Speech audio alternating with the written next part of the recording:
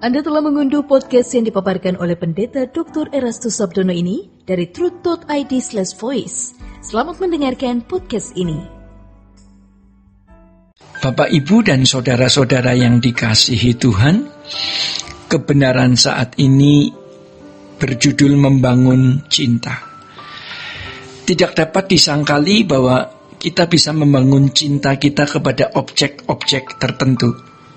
Dulu ketika peran orang tua begitu kuat dalam menjodohkan anak-anaknya, banyak anak yang dijodohkan begitu saja tanpa ada masa berpacaran, tanpa ada pertemuan seperti anak-anak muda hari ini.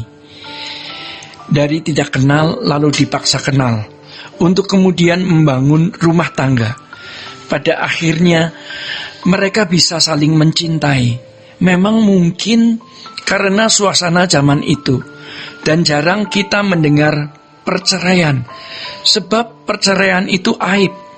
Faktanya rumah tangga tersebut bisa utuh dan kokoh, ya. Tidak jarang yang tadinya tidak cinta lambat laun menjadi cinta. Bahkan ketika pasangannya dimasukkan ke liang kubur, pasangannya mau ikut masuk juga karena begitu besar cintanya. Saudara-saudara yang dikasihi Tuhan, jadi sebenarnya cinta itu bisa dibangun. Demikian pula cinta kita kepada Tuhan bisa kita bangun. Tuhan tidak memiliki martabat dan tidak bernilai kalau ia menaruh cinta terhadap dirinya di hati seseorang, sedangkan orang tersebut belum tentu mencintai Tuhan. Itu pemaksaan. Dan itu bukan hakikat Allah yang adil, bermartabat, dan agung. Kita saja sebagai manusia tidak ingin memaksa orang mencintai kita. Kalau seorang pria memaksa wanita mencintainya, maka itu cinta yang tidak natural, cinta yang tidak tulus. Jadi cinta harus dengan natural, tulus, yang diberikan seseorang kepada objek lain. Tuhan tidak memaksa kita untuk mencintai dia loh. Dan ia tidak menaruh secara mistis rasa cinta di dalam diri kita untuk dirinya. Cinta itu harus kita bangun sendiri. Tadinya kita mencintai dunia loh, mencintai berbagai hobi, kesenangan, kehormatan, nafsu-nafsu kita. Sekarang kita memilih untuk mengarahkan cinta kita kepada Tuhan. Itu bisa, bukan tidak bisa. Saudara-saudara, hal itu harus kita paksakan. Bila perlu, ya, harus kita paksakan.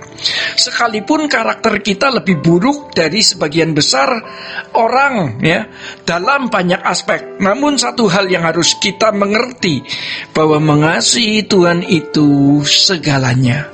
Maka kita harus berusaha mengasihinya.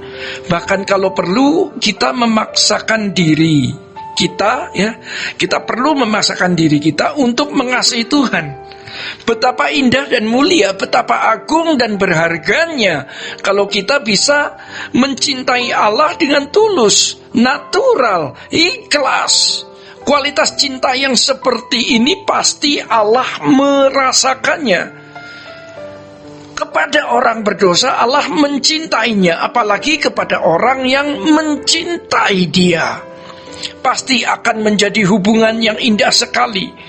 Kesempatan tersebut hanya pada waktu kita hidup di bumi, bukan nanti pada waktu setelah meninggal.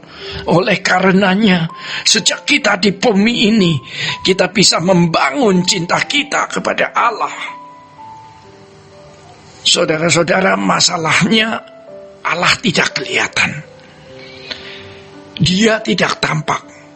Dan seakan-akan dia tidak ada. Sering seakan-akan benar-benar Tuhan tidak ada. Kita sering diuji lewat berbagai masalah. Jika kita mengingat Abraham, Ia harus menunggu anaknya selama 1/4 abad, 25 tahun, bukan sebuah waktu yang singkat. Seakan-akan Tuhan tidak setia, dan negeri yang dijanjikan di mana Tuhan memerintahkan Abraham keluar dari Ur Kasdim pun tidak kunjung ditemui. Tetapi iman Abraham tidak menjadi gugur. Lalu bagaimana kita bisa mencintai Allah yang tidak kelihatan ketika situasinya tidak mendukung? Kita harus percaya bahwa Alkitab itu benar.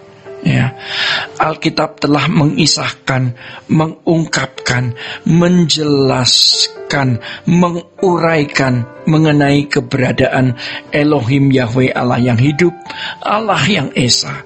Dan kita percaya bahwa apa yang ditulis Alkitab itu benar. Berangkat dari keyakinan ini, kita dapat mencintai Allah meskipun Dia seolah-olah tidak ada. Ada Allah yang menciptakan langit dan bumi, yang memanggil Abraham, dan yang memilih Israel sebagai umat pilihan secara darah daging, yang menuntun mereka keluar dari Mesir ke Kanaan.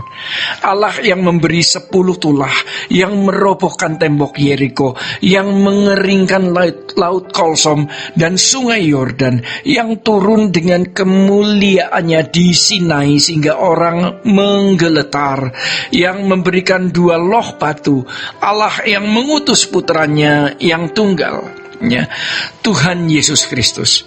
Dia Allah yang nyata, yang hidup, dan kita bisa berkata, aku percaya kepadamu dan aku mengasihimu. Ini yang harus kita lakukan selama atau selagi kita masih memiliki kesempatan hidup. Kalau sampai kita tidak punya kesempatan lagi, betapa celakanya. Oleh sebab itu, saudara-saudara, selagi kita masih mempunyai kesempatan hidup, mari kita membangun cinta kita kepada Tuhan. Kalau sampai kita bisa membangun cinta dengan Tuhan, hal ini sangat luar biasa, Kita sampai tidak bisa mengungkapkan semua, tetapi kita sering merasa tergetar pada waktu kita menghadap Tuhan, pada waktu kita berdoa. Seraya kita mempersembahkan cinta kita kepada Tuhan. Aku mencintai Engkau Tuhan. Kita tergetar karena kita menyadari siapa kita ini. Kita ini bukan saja miskin, kita juga bodoh, picik, bermental buruk, bermoral rusak, orang yang berdosa, najis, kotor. Tidak ada keelokannya. Seperti burung yang jatuh ke kubangan, tidak bisa terbang, kotor dan busuk. Tetapi Allah mengambil kita, tetapi Allah memungut kita, membersihkannya, lalu membawanya terbang lagi. Ini luar biasa. Jadi marilah kita mengasihi Tuhan dengan membangkitkan gairah yang benar di hadapannya. Sola Gracia.